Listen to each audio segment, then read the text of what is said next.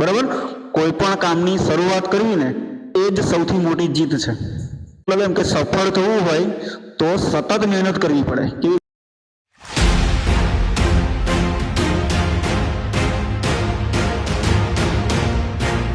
બરાબર, આપણે દશરથ માંઝીની વાત સાંભળેલી છે ને. દશરથ માંઝી કોણ હતા?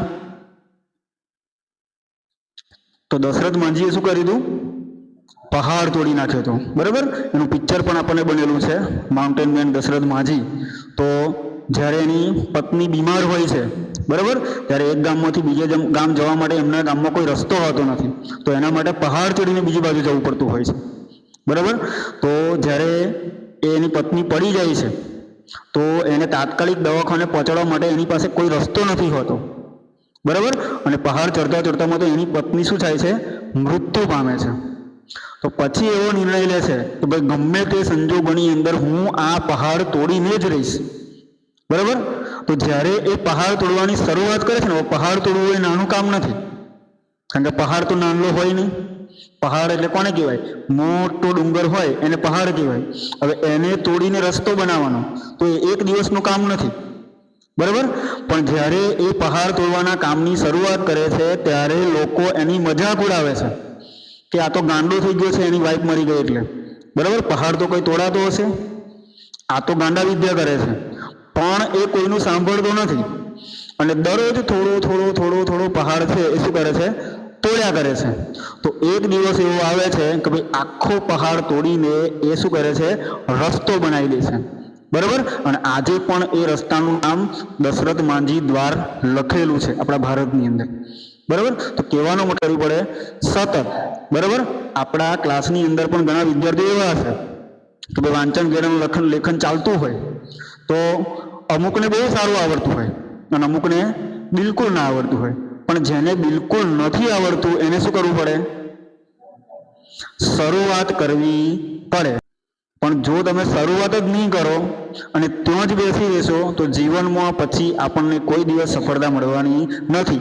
આજે તમે કક્કા શીખવાનો પ્રયત્ન કર્યો, આજે તમે બારાખડી શીખવાનો પ્રયત્ન કર્યો, ધીરે ધીરે ધીરે તમે કક્કા શીખશો, ધીરે ધીરે બારાક્ષરી શીખશો, કાના માત્રવાળા શબ્દો શીખશો, જોડિયા શબ્દો શીખશો, તો એક દિવસ એવો આવશે કે 2 મહિને કે 3 મહિને તમે કડકડાટીને વાંચતા શીખી જશો. બરાબર, પણ જો તમે આજે કક્કો લઈને બેઠા અને તમને નહીં આવડ્યો તો કાલે ઉઠીને એવું વિચારશો કે સારું મને તો નથી જ આવડવાનું અને તમે મૂકી દેશો તો એ આજે ના થયું તો જીવનમાં ક્યારેય થવાનું નથી. બરાબર, એટલે કોઈ પણ કામની શરૂઆત કરવી એ સૌથી મોટી સફળતા છે. બરાબર, તો આજે આપણે અહીંયા જે ભણીએ છીએ એ કદાચ કોઈને સમજણ ના બી પડતી હોય. બરાબર, પણ જો એ જ્યારે પણ ફ્રી પડશે કાં તો એને જ્યારે ટાઈમ મળશે ત્યારે ચોપડી ખોલીને બેસશે અને એના વિશે થોડુંક વિચારશે તો કદાચ એવું બની શકે કે ભાઈ થોડી ઘણી પણ એને સમજણ પડે. બરાબર, પણ કોઈ ચોપડી ખોલીને બેસશે જ નહીં તો આવડશે? નહીં આવડે ને. બરાબર, એના માટે તો પ્રયત્ન તો કરવો પડશે. બરાબર, જો જીતા વહી સિકંદર એ કહેવત છે ને કે જો જીતા વહી સિકંદર. આપણે કશું શીખવાનો પ્રયત્ન કરતા હોય, બરાબર, અને કોઈક આપણી મજાક ઉડાવે તો શું કરવાનું? ધારો કે તમે કોઈ પણ કામની નવી શરૂઆત કરો અને કોઈક તમારી મજાક ઉડાવે તો તમારે શું કરવાનું? એને નજરઅંદાજ કરવાનો. શું કરવાનું? નજરઅંદાજ. બરાબર, કારણ કે એ તો બોલ્યા કરે, લોકોનું કામ શું છે? બોલવાનું. આપણે પછી જ્યારે બી આપણે કોઈ પણ નવા કામની શરૂઆત કરતા હોય અને જો 4 લોકો વાતો ના કરે ને તો સમજી લેવાનું તમારી દિશા યોગ્ય નથી. પણ જો તમે નવું કામ શરૂ કર્યું અને આજુબાજુવાળા 4 લોકોએ વાતો કરવાની શરૂ કરી તો સમજી લેવાનું કે આપણે સાચી દિશામાં જઈ રહ્યા છે. કારણ કે જો કામ તમારું એવું હશે ને તો લોકો ઓટોમેટિક તમારાથી જલન થશે.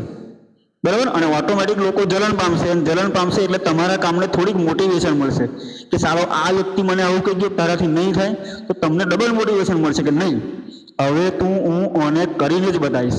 બરાબર, એટલે જ્યારે બી કોઈ આપણે કામ શરૂ કરતા હોય ને કોઈક આપણી હસી મજાક ઉડાવે ને તો સમજી લેવાનું કે આપણે હવે સાચી દિશામાં જઈ રહ્યા છે. બરાબર, એટલે એ કોઈ પણ ફિલ્ડ હોય, જરૂરી નથી કે આપણું શિક્ષણની અંદર જ હોય.